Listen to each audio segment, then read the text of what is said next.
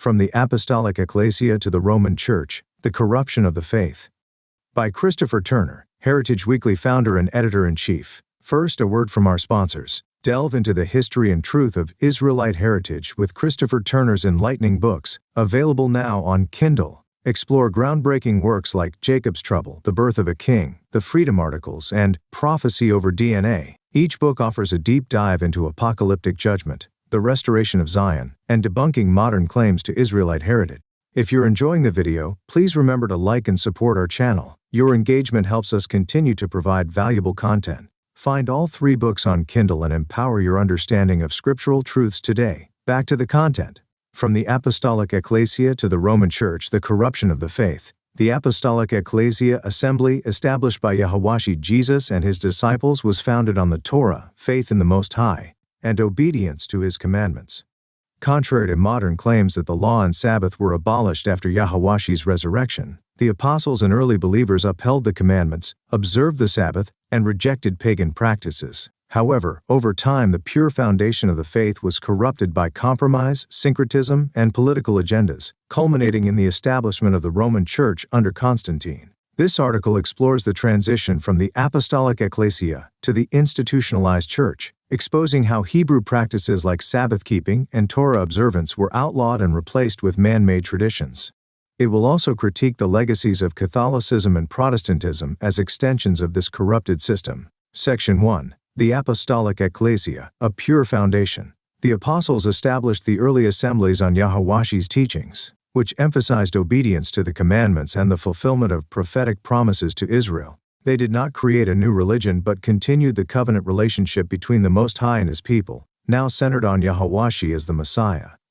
Proof the apostles kept the Sabbath. 1. Paul preached in synagogues on the Sabbath. Paul consistently observed the Sabbath, using it as an opportunity to teach and preach Yahawashi's message. Acts 13:14-15. Paul in Antioch of Pisidia. But when they departed from Perga, they came to Antioch in Pisidia, and went into the synagogue on the Sabbath day and sat down. And after the reading of the law and the prophets, the rulers of the synagogue sent to them, saying, Men and brethren, if you have any word of exhortation for the people, say on.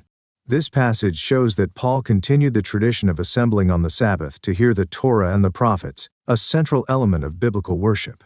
2. Paul's custom was to keep the Sabbath. Observing the Sabbath was a habitual practice for Paul, not an occasional act. Acts 17:1-2. Paul in Thessalonica. Now when they had passed through Amphipolis and Apollonia, they came to Thessalonica, where there was a synagogue of the Jews.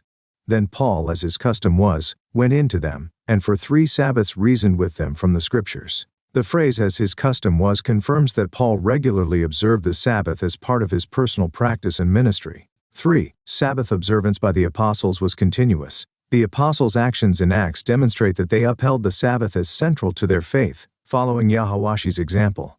So he came to Nazareth, where he had been brought up, and as his custom was, he went into the synagogue on the Sabbath day, and stood up to read. Luke 4:16. The Sabbath was never abolished or replaced by the apostles. Instead, it remained the appointed day for worship and teaching, consistent with the Most High's commandments. Section 2. The rise of the Nicolaitans, the first compromise. The book of Revelation identifies the Nicolaitans as a group whose deeds Yahawashi hated.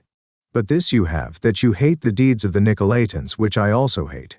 Revelation 2:6. Thus you also have those who hold the doctrine of the Nicolaitans, which thing I hate. Revelation 2:15. The Nicolaitans represent an early departure from the pure teachings of the apostles. Historical accounts suggest their practices included: 1. Syncretism, merging pagan rituals with the worship of the Most High, undermining the purity of biblical faith. 2. Moral laxity, excusing sinful behavior under the guise of grace. 3. Clericalism, establishing hierarchical structures that elevated leaders above the community, contrary to Yahawashi's teachings. The Nicolaitans' influence marked the beginning of a broader corruption that would intensify in the following centuries. Section 3. The 2nd century, the Gentile shift. With the deaths of the apostles, leadership of the assemblies shifted to Gentile-dominated regions like Rome and Alexandria. This transition introduced significant changes as Gentile converts, unfamiliar with the Torah, began to distance themselves from Hebrew practices. Key figures. 1. Ignatius of Antioch 110 AD. Ignatius promoted Sunday worship over the Sabbath, aligning with Roman customs. He also introduced a hierarchical structure, elevating bishops to positions of supreme authority. Justin Martyr, 150 AD. Justin dismissed Torah observance as obsolete and promoted replacement theology, claiming that the Church had supplanted Israel as God's chosen people. Bar Kokhba Revolt 135 AD. After the failed revolt, Emperor Hadrian banned circumcision and Torah observance in Judea. This persecution further incentivized Gentile believers to distance themselves from anything perceived as Jewish. Section 4. The 3rd century. Institutionalization and theological corruption. By the 3rd century, the assemblies were increasingly shaped by Roman political and cultural influences. Key developments. 1. Tertullian 200 AD. Tertullian introduced the concept of the Trinity, drawing from Greek philosophy rather than Scripture. Origen promoted Origen of Alexandria promoted allegorical interpretations of Scripture, undermining the literal fulfillment of prophecies about Israel and Zion. 3. Council of Elvira 306 AD. This council explicitly forbade fellowship with Jews and reinforced Sunday observance.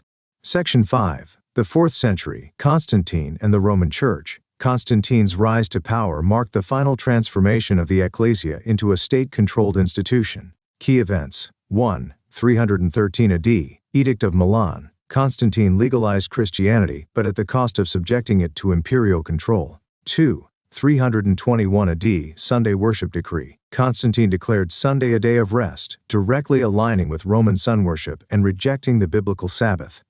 3. 325 AD, Council of Nicaea. This council, overseen by Constantine, established the Trinity as official doctrine, replaced Passover with Easter, and condemned Torah-observant believers. 4. 330 AD, Founding of Constantinople. Constantine solidified the Church's alliance with imperial power, creating a religion intertwined with the state. Section 6. Critiquing the Church system. Catholicism. 1. Pagan practices.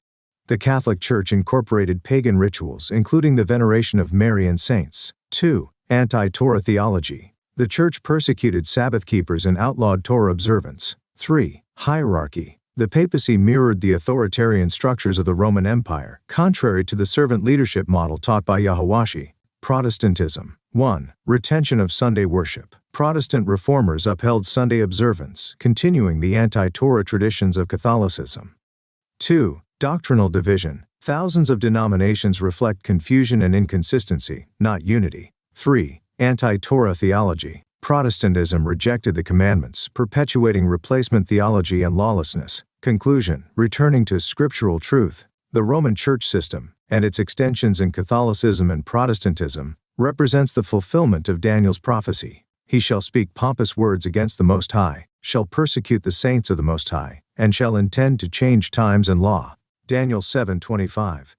True believers must reject these man-made traditions and return to the foundation laid by Yahawashi and the Apostles. As Revelation 18:4 declares, "Come out of her, my people, lest you share in her sins and lest you receive of her plagues." This is the call to return to the commandments of the Most High, the testimony of Yahawashi, and the pure faith of the Apostolic Ekklesia. Only by rejecting the traditions of men can we walk in the light of His truth. All praises to the Most High, written by Christopher Turner, Heritage Weekly founder and editor-in-chief, pioneering covenant theology researcher and principal contributor to Rediscovering Israel, a dynamic theological journal by Heritage Weekly. This progressive project continuously expands with fresh insights, delving into Israelite heritage, covenant theology, and the profound depths of ancient scriptures. Author of Jacob's Trouble, the Birth of a King, an exploration of apocalyptic judgment and the restoration of Zion. The Freedom Articles, exposing pagan lies, restoring Israel's hidden heritage, and reclaiming true scriptural power, an in-depth examination of scriptural truths and Israelite restoration. Prophecy over DNA, debunking modern Jewish claims to ethnic Israelite heritage.